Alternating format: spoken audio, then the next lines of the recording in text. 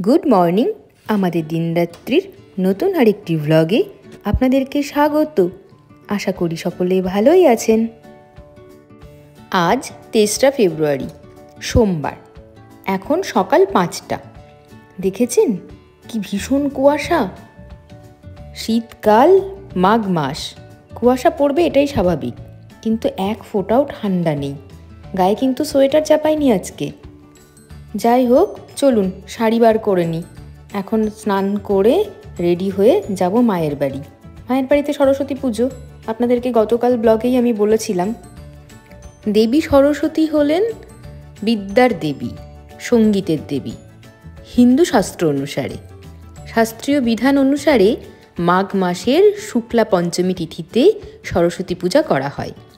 এই তিথি শ্রী পঞ্চমী বা বসন্ত পঞ্চমী নামেও কিন্তু পরিচিত। আমার জীবনেও আমি প্রথম যে পুজোর উপোস করেছিলাম তা হলো এই সরস্বতী পুজো। আজকে বসন্ত পঞ্চমী, তাই বাসন্তী রঙের একটা শাড়ি পরেছি আর পরেছি একটা কাস্টমাইজ করা ব্লাউজ। আমার এলাকাতেই একজন ভাই আছে, ও খুব সুন্দর ডিজাইনার এরকম ব্লাউজ বানিয়ে দেয়। তোর কাছ থেকে প্রচুর ব্লাউজ আমি একসময় বানিয়েছিলাম। আর পেছনে যে দেবী লেখা এবং যে একটা মূর্তির ছবি আঁকা রয়েছে ফেব্রিকের, সেটাও কিন্তু হাতে তৈরি। তো খুব সুন্দর ও কাজ করে।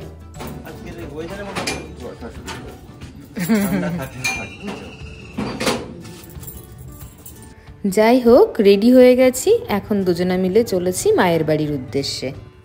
এটাও একটা বেশ মজার যে চারিদিকে ভীষণ কুয়াশা, কিন্তু এক ফোঁটা ঠান্ডা নেই, গায়ে কোনো শীতবস্ত্র নেই। বেশ সুন্দর লাগছে পরিবেশটা দেখতে।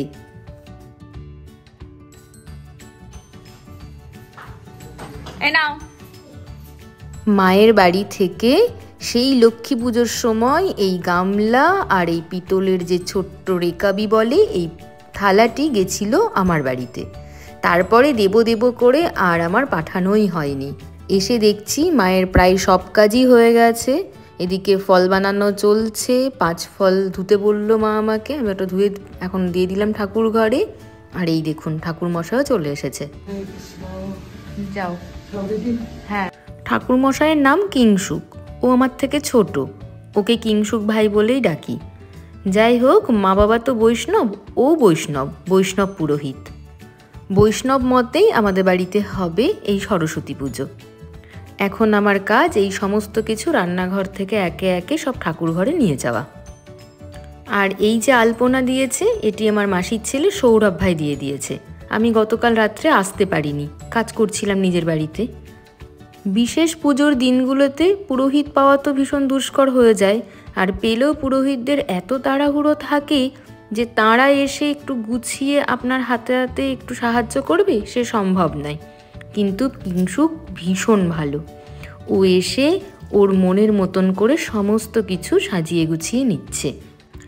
আর আজকে ঠাকুর ঘরে আমি ওর হেল্পার। এখন ঘড়িতে বাজে 7:30, পঞ্চমী ছেড়ে যাবে 9:59। সেই কারণেই কিংসুক একটু তাড়াতাড়ি করতে বলছে। কিংসুকের সম্পর্কে একটু বলি, ও কিন্তু একজন আর্টিস্ট। ভীষণ সুন্দর ছবি আঁকে, ভগবানের অঙ্গরাগও করে থাকে। বিভিন্ন মূর্তি প্রতিমাতে ও কিন্তু রং করে। শুধু তাই নয়, তার সাথে ও অসম্ভব সুন্দর গান করে। গানের গলা অসাধারণ। মৃদঙ্গও বাজাতে পারে, খুব ভালো মৃদঙ্গ বাজায় ছেলেটি। ওকে অনেক ছোট দেখেছি, কত বড় হয়ে গেছে এখন। যাই হোক, ওদিকে নৈবেদ্যের থালা আমি তৈরি করে দিয়েছি। আর এখানে চলছে মঙ্গল ঘটে স্বস্তিক চিহ্ন আঁকা। মঙ্গল ঘট স্থাপন করে বাকি সমস্ত কিছু এখানে আমি নিয়ে চলে আসব, তারপরে পুজো শুরু হবে। আর আরিয়ানকে বললাম আসতে, ও ঢুকেছে স্নানে। দিদিও আসছে। গতকাল রাত্রে সমস্ত সবজি বানিয়ে রাখা আর যে সমস্ত কাজকর্ম ছিল সেগুলো মায়ের হাতে হাতে করে দিয়েছে। মাকে দেখতে পেলেন তো এক ঝলক, পুরো মেল ট্রেন ছুটছে, এত তাড়া। অনেক ভোরে উঠেছে, কত কিছু বানানো হয়ে গেছে এই 7:30টার মধ্যেই। আমি একবার লক্ষ্মী পুজোতে তীরকাঠি নিয়ে এসেছিলাম, যেবার প্রথমবার পুজো করি সেই বছর। আমি জানতাম না যে তীরকাঠি কোন পুজোতে লাগে আর কোন পুজোতে লাগে না।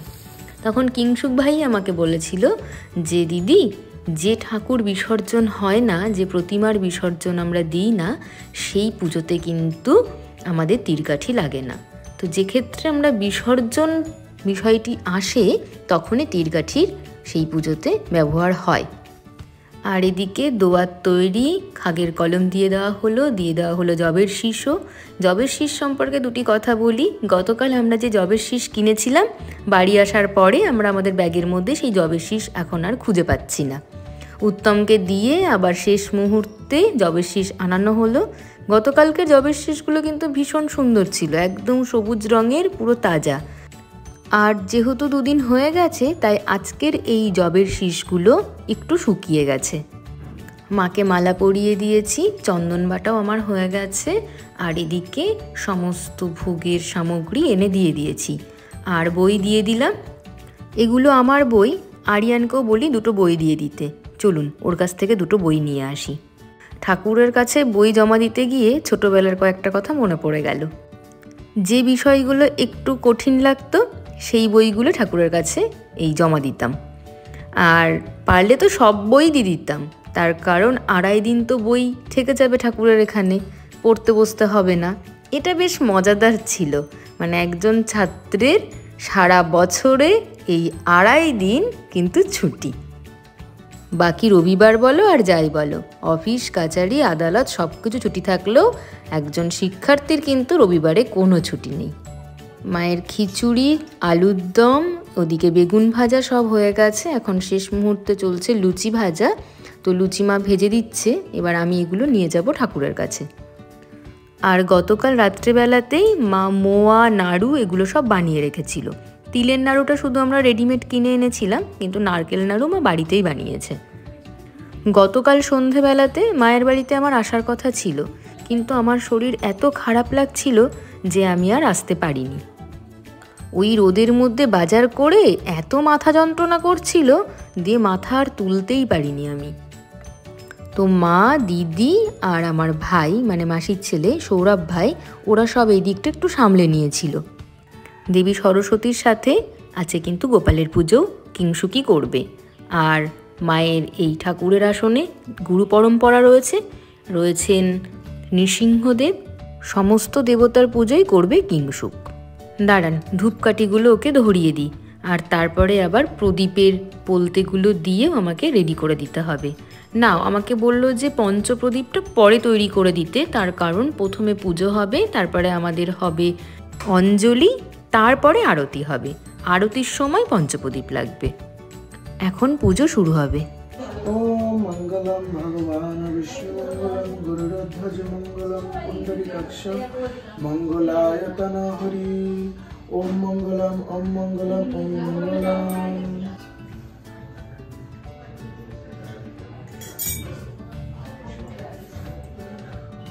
ओम पुष्पे पुष्पे महापुष्पे सुपुष्पे पुष्प च वर्णिकाय हुम फट स्वाहा।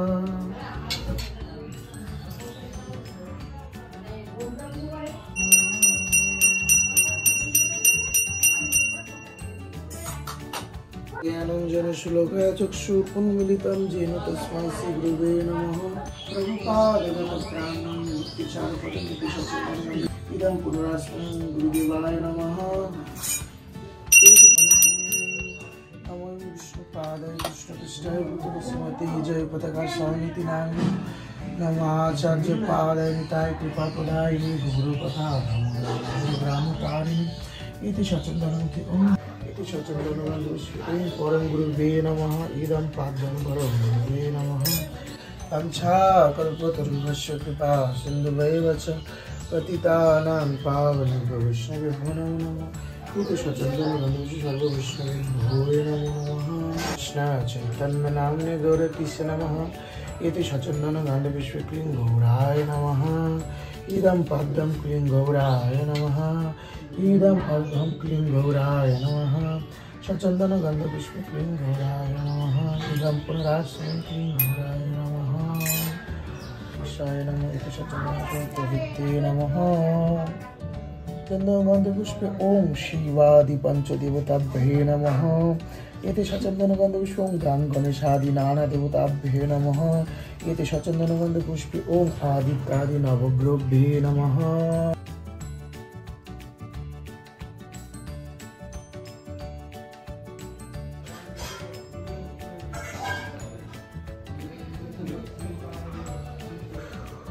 ওম যথা তরুণ সকল মন্দির বিভূতি শুভ্রকান্তি কৌচ ভর হরণ মিতাঙ্গী সন্নিষদ্না সীতাজ্যে নিজ কর কমলে লেখ লেখানি পুস্তকশ্রী সকল বিভব সিদ্ধ পাতু বাগ দেবতাভ্যে নমো নমঃ।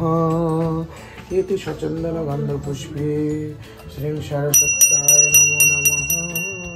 ভগবদ্বাদি ওং বিষ্ণবে নমঃ। ইদং ভূজ্যপাত্রং বিষ্ণবে নমঃ।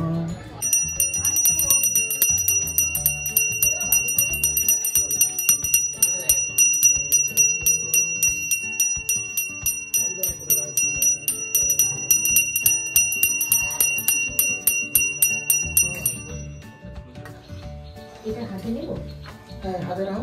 বিষ্ণু নমো বিষ্ণু নমো বিষ্ণু। জলটা ফেলে দিতে বাইরে, হাত দিয়ে একটু তার সঙ্গে।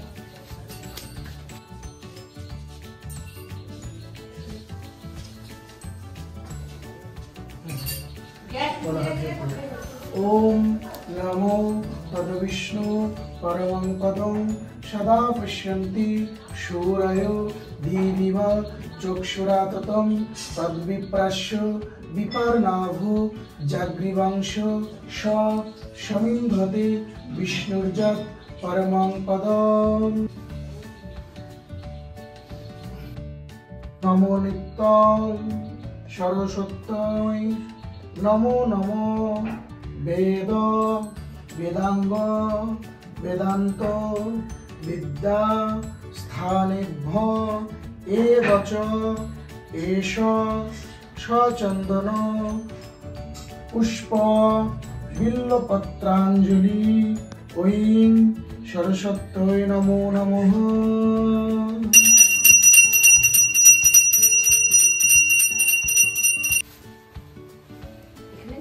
হ্যাঁ, ওই নিচে পাশে দিয়ে দাও।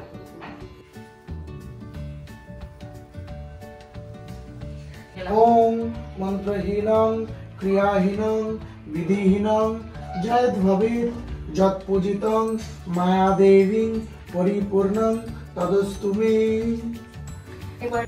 আজ সরস্বতী মায়ের কাছে এই প্রার্থনাই করি যে সকলের মনের সংকীর্ণতা দূর করো, শুভ বুদ্ধি দাও, আর আমার ধৈর্য শক্তি অনেক বৃদ্ধি করো।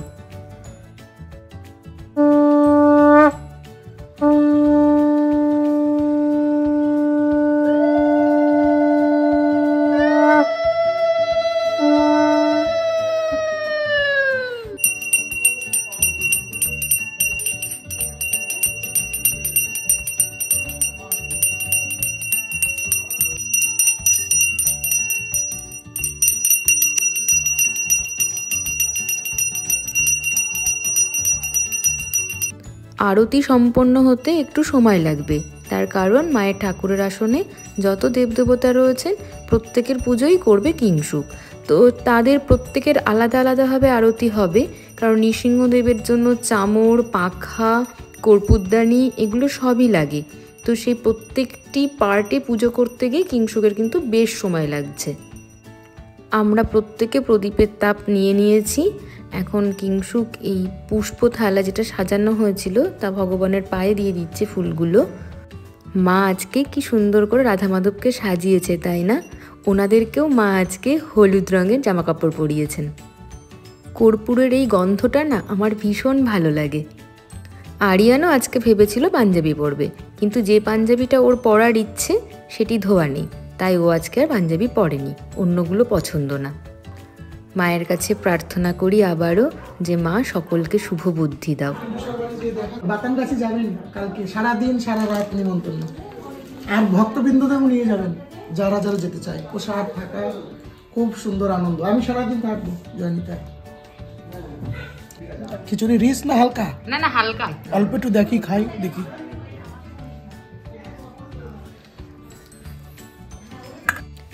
সকলে এখন প্রসাদ নিচ্ছে। আর কিংসুক ভাই বাথানগাছির কথা বলল, ওটি আমাদের বাড়ি থেকে খুব বেশি দূরে নয়, 8-10 কিলোমিটারের মধ্যেই রয়েছে। তো ওখানে বড় রাধা মাধবের অনুষ্ঠান রয়েছে, তারই নিমন্ত্রণ জানালো।